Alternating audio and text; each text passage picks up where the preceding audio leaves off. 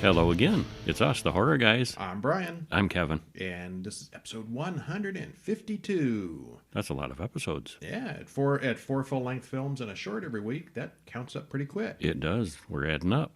And of course, we do cover every genre of horror out there, whether it's the hardcore slashers, the torture porn, or whatever you want to call it. And sometimes things that are on the fence, whether you consider them horror or not. Yeah. And we got some of that this week. I have recently been listening to some other podcasts, and some people out there have some really weird ideas of what horror actually is. And some that we consider clearly horror, where they say, oh, that's not horror. Well, what was that one the other day? Silver Bullet. Yeah, a Stephen King werewolf movie. That's not horror. People getting killed by a werewolf. How is that not horror? How could that not be horror? Yeah, that seems like the definition of it. Yeah, some people think if you're not a slasher with a knife in your hand, it's not horror. Well, okay, yeah. I know my nephew. But some of the slasher ones seem like a crime thriller where it's just an ordinary person doing some killing. So how do you define that, too? My nephew says he never watches horror. And you know darn well he has. He's seen lots of things. He's just thinking slashers. Yeah, Michael Myers and so forth. There are a lot of horror things out there that don't involve guys with knives. Yeah, well, and we were just listening to something that were talking about eco-horror. Yeah. Eco-terror. Giant mutant bears and things like that. Nature rising up and things like that. That's a genre. Yeah, a subgenre. Eco-horror. At one point, the topic of King Kong came up, and you weren't sure that counted as horror. So really, one of the ones we're talking about today, Jaws, is a eco-horror. It certainly is. It's all natural. Yeah, this time we are looking at some of the four of the most highly acclaimed, quote, horror films of all time. And I think a lot of this is good, too, because, 1975, Jaws, 1960, Psycho. There's folks today who are adults who have never seen who have never seen these. And I honestly don't know that I have ever watched Psycho all the way through. They're iconic. A lot of people will know the shower scene or have seen the shower scene, but you really should see Psycho all the way through. I've seen so many clips of Psycho, I know every bit of what it's about. Yeah, we didn't have any surprises. But I'd never actually watched the whole thing. Yeah, all the way through. Yeah, it was interesting. Okay, so this week we've got 1975's film Jaws from Steven Spielberg. If you want to call it a horror classic or not, it probably caused more phobias and nightmares than any normal horror film. It was nightmare fuel. Yeah. Psycho from 1960, The Silence of the Lambs from 1991, and Get Out from 2017. Yeah, something like The Silence of the Lambs from 1991, 31 years ago. There's people in their 20s that that have been they're adults and that came out way before they were born. But I guarantee you, if you walk up to somebody on the street and go, they know what you're doing. A lot of them will. Yep. And they may run away screaming, but they know. All right. Well, how about we start with the oldest one first? Psycho from 1960. Directed by Alfred Hitchcock, written by Joseph Stefano and Robert Bloch, stars Anthony Perkins, Janet Leigh, and Vera Miller. Hour and 49 minutes. There's a trailer in the show notes if you want to see what people knew going into this thing. What do you think, spoiler boy? What do we got? Non-spoilers. Oh, what's the spoiler-free judgment zone? Well, a thief spends the night at a motel. The proprietor is a little off, but his mother is simply over-the-top crazy. Fun times ensue. Well, it's a little more complicated than that. It always is. Yeah, Alfred Hitchcock knew what he was doing. And this movie's a classic and should be watched in its entirety by everyone. Yeah. Yeah. Black and white. And there's a lot more to it than there's the shower scene. Yeah, that's just, 30 seconds of the movie, and everybody knows the shower scene. And it was kind of that was part of the shocker of it for audiences. It starts out with, the main character. She embezzles some money. There's an opportunity arises. And we're following her along. We follow her at the beginning. She's having the romance. It's clearly her story. And she's the main character. And then, boom, suddenly, she's halfway dead. Point, she's dead. What? And, that was part of the shocker for the audiences, not just the shower scene, but the fact that it was the main character. And they're that like, alone, well, now what are we going to do? do? Never been done before. Mm-hmm. Okay, well, we begin in Phoenix, Arizona, and we get a clear view of the small city skyline. I thought that was interesting in itself. Phoenix is a big town. In 1960, it was less big. Not so big. Yeah. Well, we zoom into a hotel room where Sam and Marion are having premarital sex. Scandalous. It's not an affair, but She's not married. neither He's is he. not married, Yeah. but they're but getting still, a secret they're motel being room. discreet still, even Yeah. then. Yeah. Well, she wants to get married, but he can't afford to do it, so they put it off yet again. Because, marriage is expensive. He goes to the airport, and she heads back to her job at the real estate office. A wealthy client comes in and brags about buying his daughter a house with cash. Yeah, he's a big wheeler. He's carrying the money in his pocket. The boss gives Marion the stack of cash to put in a safe deposit box over the weekend. But she doesn't go to the bank. She packs her bags and heads out of town with the cash. She drives until she has to pull over to sleep, and a policeman notices her. The cop freaks her out a little bit, so she trades in her car on a different model. It must be a slow crime day, as the cop follows her to the car dealership and watches the whole thing.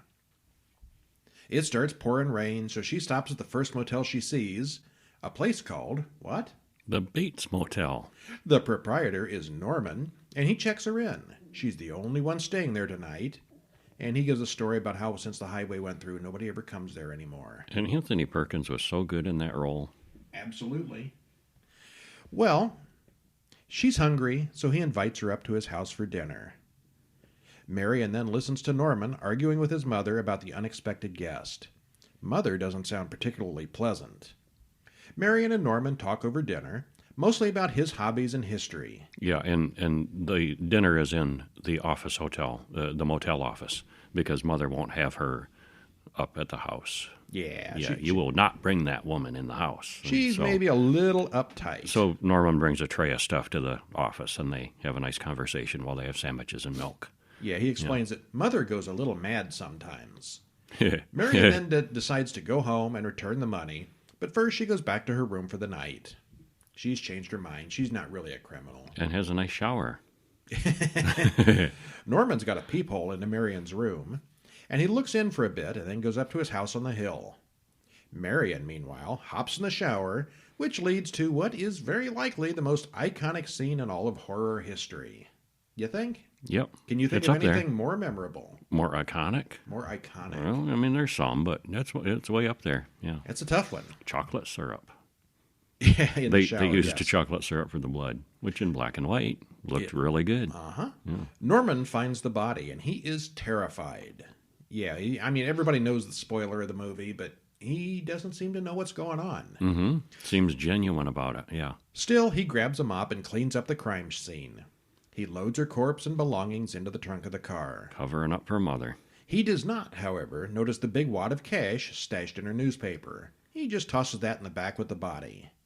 See, now, here's the thing. Everybody who gets involved later on thinks it was all a plot for the money. Mm-hmm. Norman didn't even know about He didn't the money. know about it, yeah. He then pushes the car into a pond and watches it sink. And it's kind of funny. He goes about halfway and stops, and he gets his face like, oh, man. There's And then it goes bloop, bloop, bloop, bloop. and lots he's of... like, yay. Yeah, Alfred Hitchcock was so good about that. Lots of little suspenseful moments. Yeah, a lot of really dark humor in this one. Yes. Marion's sister, Lila, comes to see Sam at his hardware store. She hasn't seen Marion in days and has no idea where she is. Detective Arbogast comes in, and he's looking for Marion as well. Private detective. They tell Not police. Yeah. They tell Sam about the missing money, but he honestly doesn't know anything about the money. They both think Marion will turn up looking for Sam. This might be one of the weaker points. The detective, he just believes Sam doesn't know anything about that money. I guess it's an intuition or something, but he'd be a big suspect. His gut feeling. Yeah. Yeah. Uh-huh. Arbogast then stops at the Bates Motel and talks to Norman about Marion, but Norman says he hasn't seen her. Well, and he didn't just, deliberately stop at the Bates Motel. He went all day He was looking traveling places. all over the place looking, stopping every motel in range, saying, "Hey, have you seen this chick?" And Norman says, "No, no, no."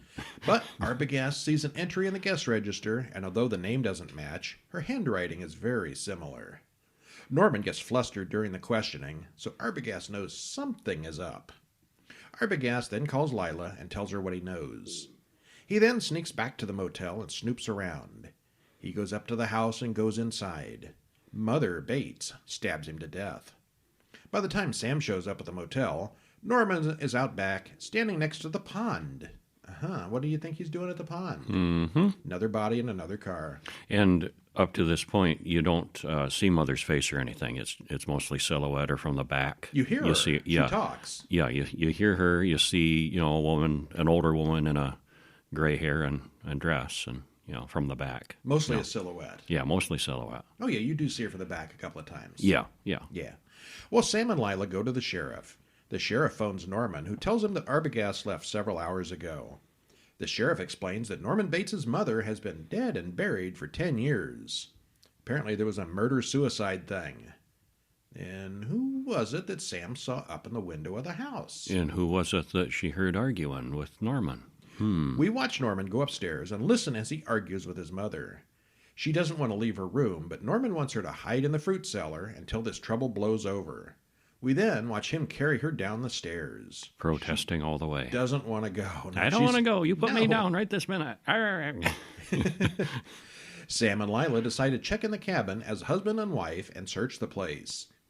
Norman checks them in. It's $10 for the night. Wow. You tell us. Times have changed, yeah. I always like to pay attention to prices of things in these old movies. Yeah, it's interesting. Lila thinks Norman took the money away from Marion. They search cabin number 1 and find a scrap of paper that might indicate that Marion was there. Lila insists on questioning the old woman in the house while Sam distracts Norman. Sam keeps Norman talking in the office while Lila goes into the big house. Norman figures out that Sam is distracting him and beats him over the head. Lila then goes to the cellar where she sees Norman coming into the house. She then finds Mrs. Bates' mummified body in the cellar. Oops, she was dead. Norman comes charging in, wearing a dress and wig, and Sam grabs him from behind. He was Mother all along. I thought that was a little bit rushed, but it was kind of a shocker if you didn't know it was coming. Very shocker. That's the problem with a movie as big as Psycho. Everybody knows the secret. At this point, pretty much, yeah. And at the time, Alfred Hitchcock, it wasn't a very well-known book that it was based on. Yeah. He actually went out himself and sent others out buying as many copies of the book that were out in print at the time in the local areas where the initial theatrical release was being done. Buy up all the copies. Books to keep it a surprise. Yep. And later on, there's a big long scene where the psychiatrist explains that Norman is gone. Only Mother Norma remains. A split personality. Norma killed his mother 10 years ago when she found another man. The psychiatrist details the whole thing. Yeah, kind of explain and complicated because Norman really did kind of segment the personalities. And Norman himself had no idea what was going on. Yeah, when he would find a body, he would really think that it was Mother that did it. Yeah. Which makes it kind of interesting. Norman is not really the villain here. Well, not entirely. Not exactly. Yeah, it's complicated. Yeah. Well, the photography and camera work here is just outstanding. But what really makes this film is the soundtrack. Iconic is the right word for it. Yeah, Hitchcock wanted that shower scene to be silent. There was not going to be any music for that. And yet the composer went and said, let me put some stuff together for it and we'll see how it goes. Yeah, it worked. It worked, yeah. Hitchcock killed the main character halfway through, which was a first as far as I'm aware. We all know the big reveal at the end by this time, but if you didn't see it coming, that would have been a shocker when it happened. And the ending is chilling as we see and hear what goes inside Norman's mind. It is so classic that you've probably heard or seen clips from about every part of it, even if you haven't seen the whole thing. But it is really worth checking out and watching firsthand in entirety. And something interesting, too, the guy, the boyfriend, his name was Sam Loomis. Oh, yeah. And this was 1960. And after the events of this, he was a hardware store guy. After the events of this, he became fascinated by Norman's mental condition, went into psychiatry, and became fascinated with extreme criminal cases, extreme, mental criminals. And in 1978, on Halloween, he was one of his patients was a guy named Michael Myers, who had killed his sister. Yeah, the timing works. It does. Yeah, same name, same guy. And this is a fan theory that's out there. Donald Pleasance in the original Halloween. John Carpenter has never said, yes, that's him, but it certainly could be. Yeah. John Carpenter borrowed from other horror movies a lot of those for Halloween. They're very subtle, but they're there. Yeah. Yeah. Yeah. Yeah, that's not an official story, but it really does work. I like it. I'm going to stick with it. All right, and what else next? Well, we saw Silence of the Lambs. Meh. Yeah. Actually, I saw Silence of the Lambs when it came out at Yeah, the so theater. did I. So Yeah. did I. Yeah. I think everyone did who was watching films at the time. It was big. It was really popular. Yeah. Well, it was directed by Jonathan Demme, written by Thomas Harris and Red Talley. Yeah. Based off Thomas Harris's book. And stars Jodie Foster, Anthony Hopkins, and Lawrence A. Bonney. Wait, Anthony Hopkins is in this? Oh, yeah. And I mean, I can't imagine two people doing better at those two roles. Yeah, they were. And I have they seen were- other people, there have been other people that have had those two roles. And I think these two are the best. Did you say you had not seen Manhunter I have. Yeah. with Brian Cox and Yeah. the guy from CSI? Yeah, I did see that. Okay. Mm-hmm. Yeah. I don't know that that's horror, but we really need to see that again sometime. Mm-hmm. That one, I think, is more crime, but still, yeah. And Red Dragon Yeah. is out there, too. I think it's another based of on his Red book. Dragon. Wasn't that the Red Dragon movie, and then they remade it later? Oh, that I'm not sure. Well, I don't. I have not read any of the books. I don't know. Okay, well, it's an hour and 58 minutes. Trailer in the show notes. Spoiler-free Judgment Zone. What is better than a crazed killer in a movie? How about two of them? The performances are brilliant. The story is gripping. The special effects and music are great. This movie is an all-around win.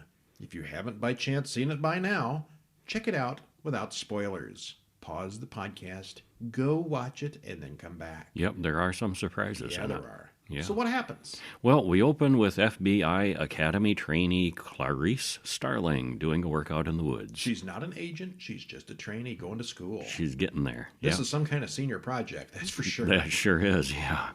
Well, she gets interrupted. The boss, Crawford, wants to see her in his office. Crawford is working on the Buffalo Bill case, a lunatic who skins people. They've been finding dumped bodies, always women who are partially skinned, and they haven't been able to solve it. Well, he needs some help. And Crawford... See, now, if you haven't seen the film, you probably think Hannibal Lecter is the villain. He's Well, not. Well, he is a villain, but he's not the killer that the case is about Right, at all. yeah, he's not the main He's already guy. in prison. Yep. Yeah. Crawford wants Starling to go talk to Hannibal Lecter, the prisoner, because he is a genius and a killer himself and might have some insight on, this other guy. Well, Crawford warns her not to tell Hannibal anything personal. Be very, very careful around him. Dr. Chilton is the psychiatrist in charge of Hannibal Lecter, in charge of this complex where he's held, and he's a bit of an arrogant pig. He is perfectly cast. by He the way. is, yeah. He's perfect in that role, yeah. Well, Lecter is deep inside the prison since he's so dangerous, and he's in like this plexiglass-walled cage, and, you don't go near him, at all. The security in this place is crazy. Yeah, the it is. stone walls and the metal bars and the plastic grid. It's something. Yeah. Even if they didn't tell you he was dangerous, you could tell. You'd get a sense of that, yeah.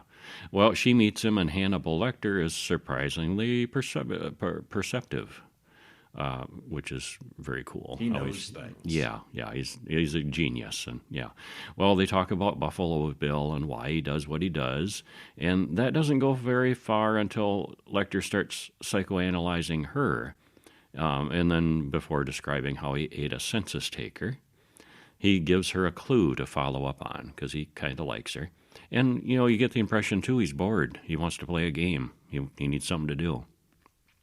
Well, Clarice goes to the storage locker that Lecter hinted at. Oh, it was kind of funny how he did, too. He said, you should look inside yourself for the answer. And it's your self-storage. Wow. Subtle. Yeah. She looks around, finds a head in a jar. Well, Lecter wants to see the Buffalo Bill case file. The head in the jar was one of Lecter's own patients, who may have been killed by Buffalo Bill. But Lecter says he didn't kill him, but he found the body and, kept it. because that's who he is. Why wouldn't you? Yeah. Well, he can tell Clarice all about Bill and help her catch him if he can get moved to a cell with a window. He's starting to negotiate a little bit.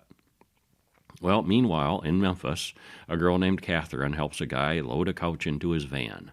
He kidnaps her, since she's a size 14. A week later, Clarice is called in, since it looks like a Buffalo Bill situation. She and Crawford go to examine the body. They find an insect cocoon in the corpse's throat. That kind of moth only grows in Asia, which is weird. And this is actually not the girl that was just abducted. This is a previous body that was found. Yeah. Yeah. We see that at Buffalo Bill's house, he's got Catherine held as a prisoner down in a pit. And she's a senator's daughter, so he kind of screwed up this time. He got somebody who's really going to draw a lot of attention. Somebody powerful is interested in it. Well, the senator agrees to Lecter's terms. He'll get his fancy new cell, but only if he helps with the case. And meanwhile, Buffalo Bill and Precious the poodle insist that Catherine put on lotion. You've seen that. He wants her skin softer, yeah. It puts the lotion on its skin or else it gets the hose again. Well, Dr. Chilton makes a power move and tries to get to the bottom of things first by intimidating Hannibal and transferring him to a new facility. The senator herself confronts Lecter and makes the deal. Lecter tells Chilton and the senator everything, but he's kind of lying. He didn't really tell them everything. Not everything. No, told them a little. Well, Clarice goes to visit Lecter in his new palatial cell. I wish I was being held prisoner in a place like that. Well, this is only a temporary Right. holding place. Yeah, but it's a great big area with a cage in the middle of it, basically, and they're still keeping it tight. They talk about screaming farm animals. When she was a girl, she had a traumatic event, and that's how they connect. And he wants to hear, her story and what drives her, and Clarice takes her file back and returns home to D.C. And shortly after, Lecter brilliantly and brutally escapes, that's an awesome scene. Yeah. And meanwhile, Buffalo Bill is sewing a flesh costume made out of human skin. Clarice looks at the notes Lecter left in her case file, and she tracks Buffalo Bill down to Belvedere, Ohio. And the clue that Lecter points out is Buffalo Bill covets these women and covets their skin. And you covet what you see. How do you covet what you see every day? And that's like, Clarice figures out, he knew the first victim. So goes to the hometown where it all started. And meanwhile, Crawford has been following Lecter's false clues. They think they've got somebody in Chicago. They're on their way to arrest. With a full SWAT team. Yeah, while Clarice is there by herself in Belvedere, Ohio, poking around. Well, back at Bill's, Catherine captures Precious the dog and holds her hostage. Clarice continues to follow up with the first victim's details, and Crawford is on the wrong lead. But Clarice finds Bill, who invites her in. And these two police raids are going on at the same time, cutting back and forth. Oh, and that's brilliantly, yeah, because she's just going to this guy's house to ask him a question. And Buffalo Bill's doorbell rings, and you hear his doorbell. And in the meantime, the SWAT is, ringing the doorbell, and it's not that house. Wrong place. Yeah. Well, she quickly figures out that he's Bill, and he runs off down to his cellar, and she chases after him rather than call for backup or anything. Oops, just a trainee. Rookie move as a trainee, yeah. So she ends up really in a dangerous situation. The lights go out. He's got infrared goggles. But he makes a mistake by cocking his gun, and blam, she hones in on the sound and blows him away. Well, time passes. Clarice graduates and goes to work for Crawford. During the graduation party, Clarice gets a phone call from Lecter, who is stalking his next meal. He's going to have an old friend for dinner. And you see it's Dr. Chilton that he's following. Yeah. All right, well, there has never been a more compelling psychopath than Hannibal Lecter. Mostly due to Anthony Hopkins, of course. Other people have played him, but he's the one that everybody remembers. The best part is that Hannibal isn't even supposed to really be the main villain of the story. He's kind of a side character that took off on his own. Mm-hmm. Buffalo Bill, the target of the manhunt, takes a back seat to Lecter for the first half of the film, but he does get his time toward the end. Oh boy, does he ever! The He end- is whacked. Yeah. And he's I mean, and somebody else brilliant in the role, though I can't picture anybody else doing it. Did you ever see the TV show Monk? No, The detective? no, He I was did the not. chief of police. Oh, that And was it him? mostly a straight man role, and he Okay. was very good in it. Yeah. He's Same versatile. guy. Yeah. The ending, with hunting in the dark basement, is definitely horror material, as is the lunatic making a skin suit. Still, it's Anthony Hopkins who's the really memorable one here. Yeah. All right. Do we see any short films this week? We saw one called The Visit, a brand new piece of work by Roxy C. Roxy, how would you say that? S-H-I-H. Shit? C? No, We apologize, Roxy. We're not sure on the pronunciation. Well, it's a Taiwan name, so Roxy Shi.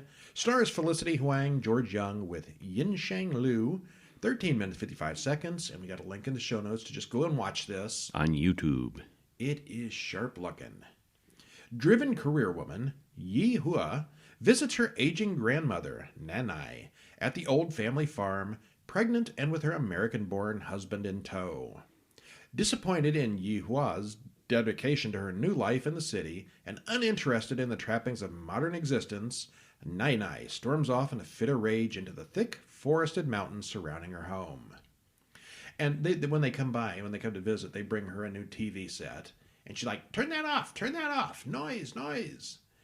And then the son-in-law, who is, I guess he's American, but he speaks good Chinese. The mother-in-law is like, he won't understand. Let's just talk about him behind his back. He won't understand. And yeah, he talks Chinese as good as they do.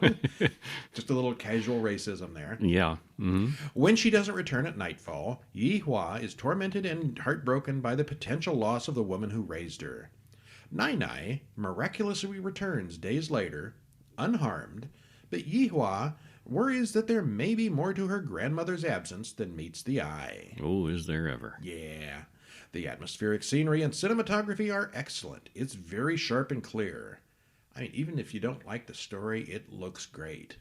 The characters and motivations are clearly spelled out and realistic. There is a full story here.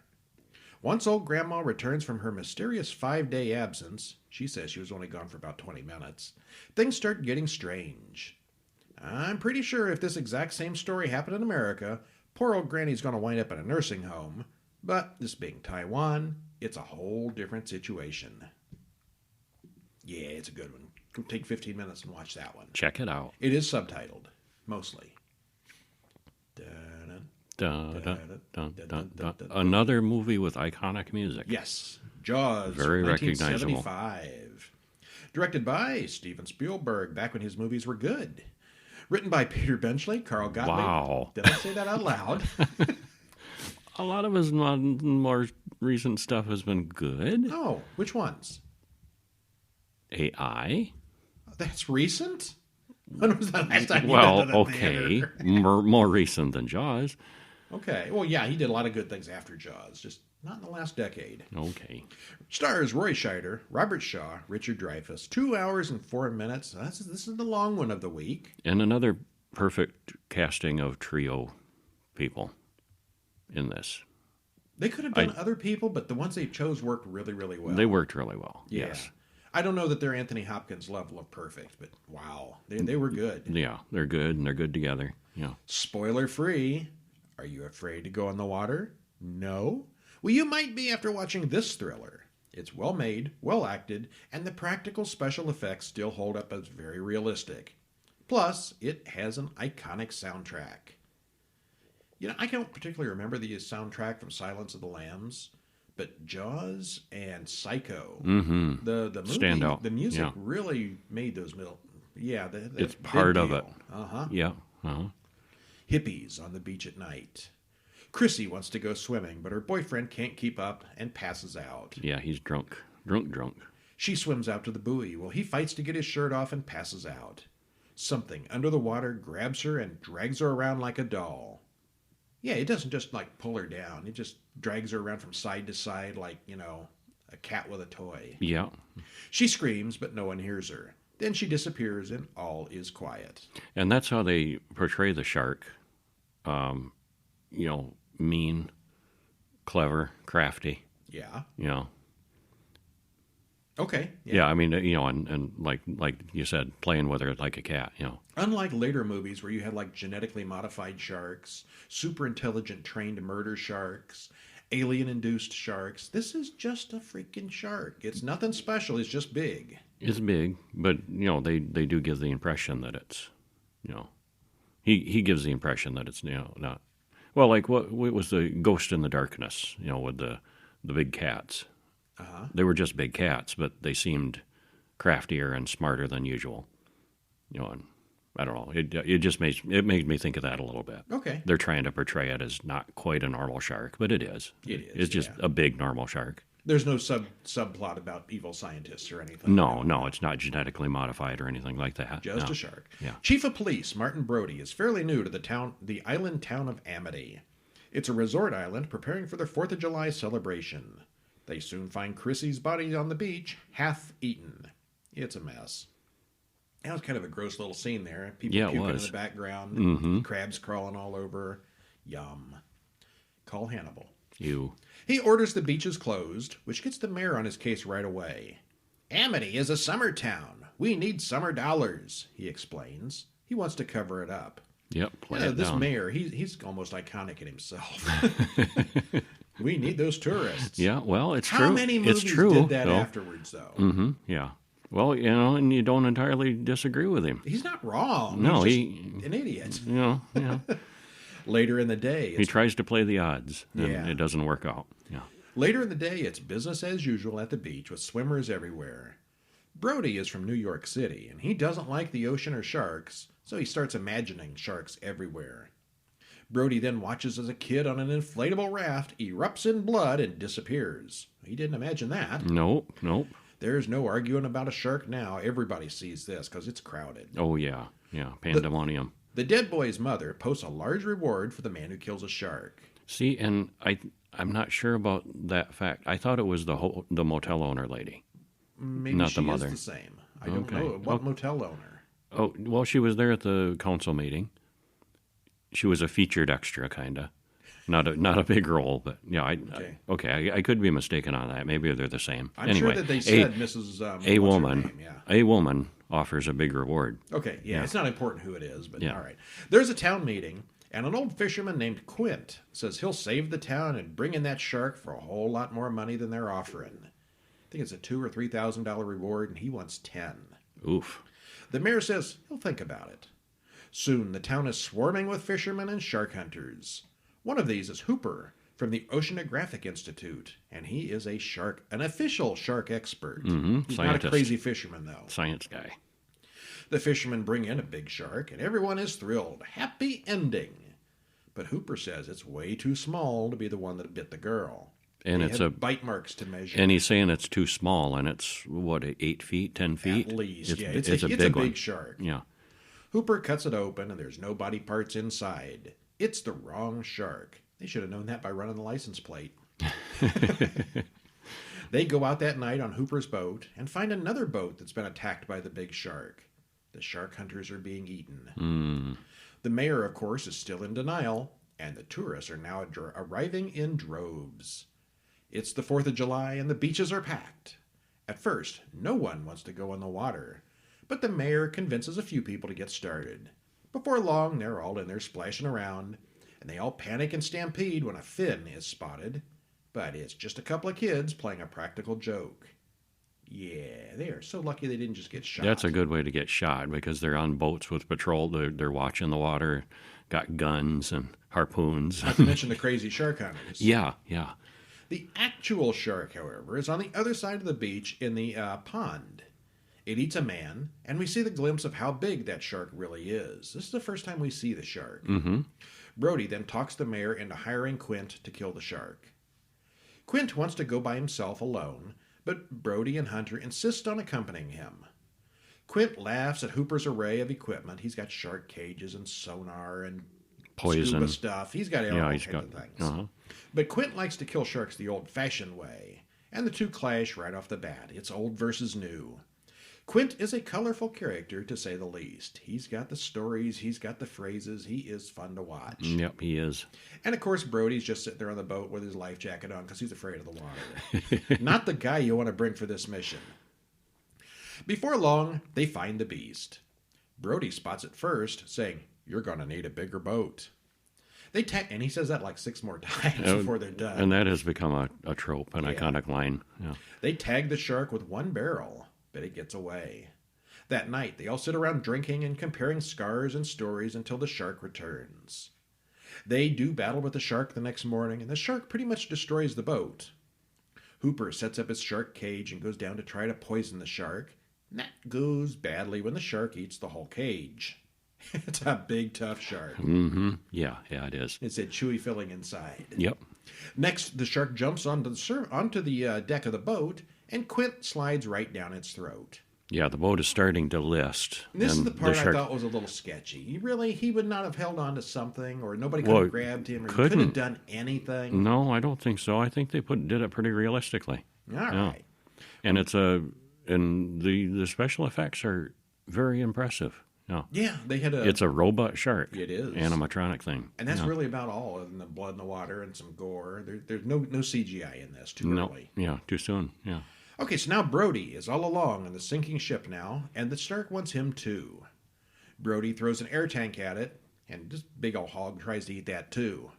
It makes a final charge at Brody, who then shoots the air tank, blowing the big fish into a million bits. Hooray! Then Hooper surfaces. He was only hiding down there. The two men then paddle back to the beach. The end. Until the sequels. The sequels are hit and miss. I thought they were pretty all missy. I don't remember any of the sequels being pretty good. I remember there was a 2 and a 3. They're not as good as that? There's a 4th one. There is. There's okay. at least a 4th one. Yeah. They're not as good as the first one. Yeah. None of them are. No, they're not good.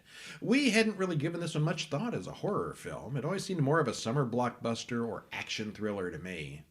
Still, if we're counting the number of nightmares and phobias caused by a film, this has to be way up near the top of the list. It's also got another one of those iconic soundtracks that even people who haven't seen the film will recognize. The shark is so realistic that it's hard to believe that it was just a robotic puppet. The action scenes are exciting, the suspense is excellent, even the quiet talkie segments are fascinating. And it's got some good dark humor, too. Yeah, I think my favorite scene was when they're sitting around drinking and showing scars. Mm-hmm. And that's nice. not scary or anything, that's just a good scene. The characters and actors are perfect, and the casting could not be any better. It's just about the perfect movie, horror or otherwise. Still, they should have got a bigger boat. They should have gone back, got a bigger boat. Yeah. Something with an armored hull, preferably. Torpedoes. All right, now this next one might be a little more controversial, because I know the first time I saw it, I didn't like it. 2017's Get Out. You didn't like it either. I wasn't nearly, I didn't hate it, but boy, the way people were raving about it and the awards it won, and I wasn't that impressed by it. People kept calling it a black comedy.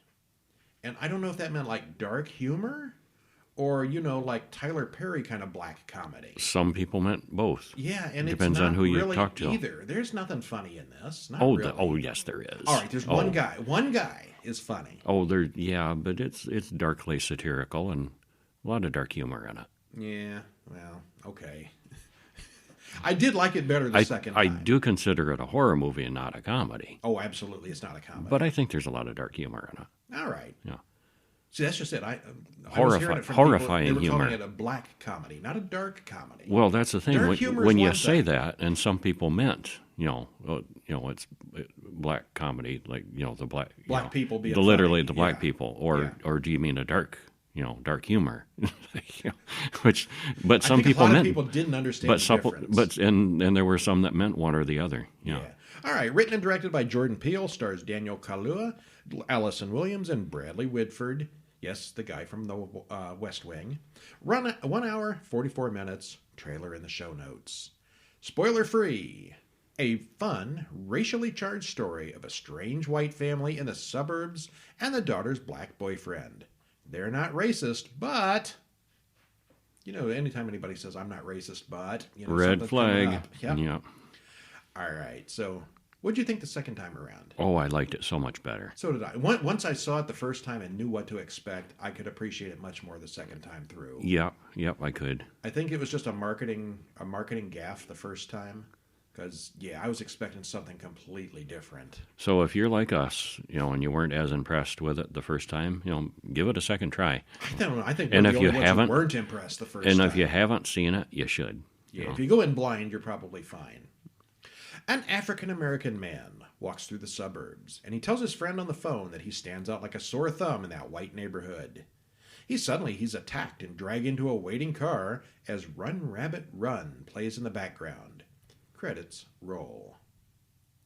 We then meet Chris, a black man, and his girlfriend Rose, a white woman. They're planning to go visit her parents out in the country. He's nervous because it's his first time meeting them. Do they know I'm black? He asks, expecting trouble. She swears they aren't racist. Chris then calls his friend Rod, who works as a TSA agent at the airport. Rod warns Chris not to go, and Rod is just the comic relief of the story. Like I said, there was one funny guy in the movie, and it's Rod. Every time you see him, he's doing something stupid. Mm-hmm. He's a screwball. Yeah. And he works for the TSA, did you know? You hear that once or twice. How many times does he mention that in the movie? They hit a deer on the way to the house. Missy and Dean, her parents, are happy to see them both, but Walter, the groundskeeper, watches them very closely. Georgina, the cook, eyes Chris oddly as well. Dean suggests that Missy, who's a psychiatrist, could hypnotize Chris to help him quit smoking. Jeremy, Rose's brother, arrives, and they all soon have a nice, quiet family dinner.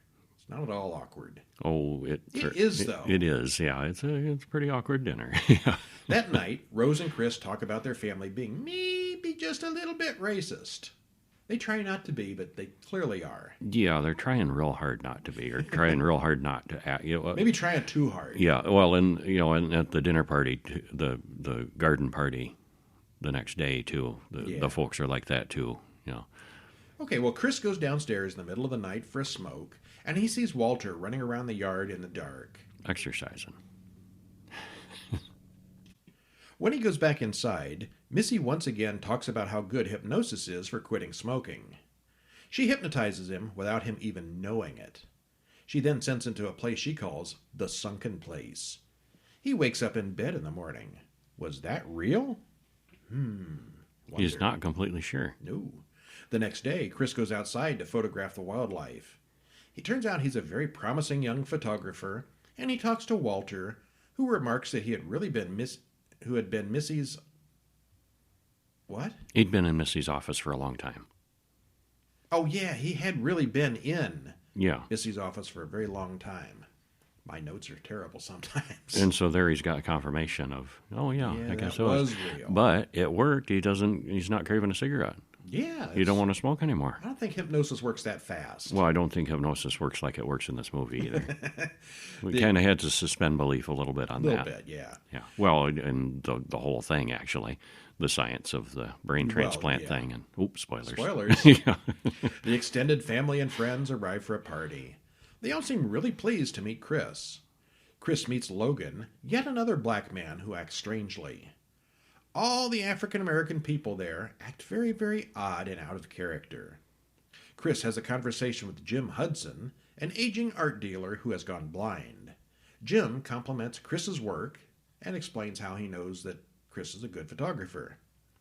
Chris keeps finding his phone unplugged and out of power. Several times in the film he finds his phone unplugged. It's almost as if somebody somebody wants to cut him off. Yeah. He calls Rod and updates him on what's been going on, and Rod warns him about hypnosis, but he's not real serious about it. Rod suggests that the weird black folks might be hypnotized. Chris wonders if there might be something to that. Georgina gives him a look like she wants to smile and scream at the same time. Yeah. There's some conflict going on there. I think all three of them do a really good job of that. They're smiling and they're not smiling. Their eyes are not smiling. Not yeah. smiling Well, on the especially inside. the one scene that Betty Gabriel, the actress who plays Georgina, is especially impressive because she just got the brightest smile and tears running down her face at the same time. Oh man, that's hard to do. Yeah, it is. A camera flash seems to trigger Logan into a fit, and he warns Chris to get out. Get out while you still can. Yeah. Chris and Rose talk about the perceived weirdness. Yeah, and later they cover that up. Oh, he had a seizure. He's just got a medical condition, and then he comes back and apologizes, and he's acting. I'm very, very sorry. Yeah, I'm terribly sorry. Yeah. Meanwhile, we see Dean running a silent auction with all his family members and friends. The only thing for sale he has for sale seems to be a photo of Chris. Jim Hudson is the winner of the auction. As Rose and Chris return to the house, everyone else is leaving. Chris then calls Rod and sends him a photo of Logan. Rod identifies him as Andre, the guy who got kidnapped in the pre-credit sequence. I know him. Chris tells Rose that they have to leave right now. Before they leave, Dean asks Chris what his purpose is. Then they all, Rose included, close in on Chris. And then we find out who all is in on this. Rod tries to call Chris back but can't get through. The police don't believe his story. Really, it's white people out in the suburbs. Really? Yeah, sure it is. Yeah, they don't believe it. He tries to call back repeatedly with no luck and eventually decides to go looking for Chris. He calls Rose, who says Chris left 2 days ago. Chris then wakes up in front of a TV and a recording comes on. It's Roman Armitage, the grandfather, who explains about cocoons and immortality. Behold the coagula. And we never really find out what that is. Not specifically. Vaguely, it's physically transplanting part of the brain. Yeah. Then we see a video call with Jim Hudson, whose head is now shaved. Jim talks about the surgical procedure of transplanting most of his brain into Chris's body. Oh, that's what's been going on. But only most of the brain, and the other person is still in there, too? Chris will live in the sunken place while Jim is in charge of the body. This whole thing is a plan to put rich white people's minds into strong young black bodies. And that kind of explains what's been going on with the servants. They're not the servants, they're the grandparents. The grandparents have been put into these... Grandma and grandpa, yeah. Dean has a whole operating room in the basement, and he starts by removing Jim's scalp. Well, when Jeremy goes to get Chris hits him from behind and gets free. And we had to pause that 2 or 3 times, rewind it, make sure that looked legitimate. There's an awkward edit there. There's a strange camera angle that makes it look like that couldn't have happened. But yeah, it's okay. Mm-hmm. Dean goes looking for Jeremy, but gets impaled by deer antlers instead. He then stabs Missy. Chris takes Jeremy's car and calls 911. He runs over Georgina by accident, and Rose comes after him with a shotgun. Walter, of all people, comes to the rescue. The police arrive and Chris expects the worst, but oh, no, it's the TSA car and Rod. And Rod's like, I told you so. Mm-hmm. The end. Yeah. All right, well, I saw this when it first came out, and the marketing at the time couldn't decide whether this was a comedy or a horror film. With the exception of Rod's scenes, it's not really particularly funny, maybe in a satirical kind of way, so I wasn't all that impressed the first time around. This time, however, I knew what to expect and liked it a lot more. Yep, same here. The performances by everyone are great, and as the mystery builds, you wonder what's going on. I was even more impressed watching the performances this time, too. Yes. Yeah. Something is definitely off about all these people, and somehow it seems to be race-related. Still, it's not until the end that we find out what's really going on, and yeah, I had not guessed that. Not early on.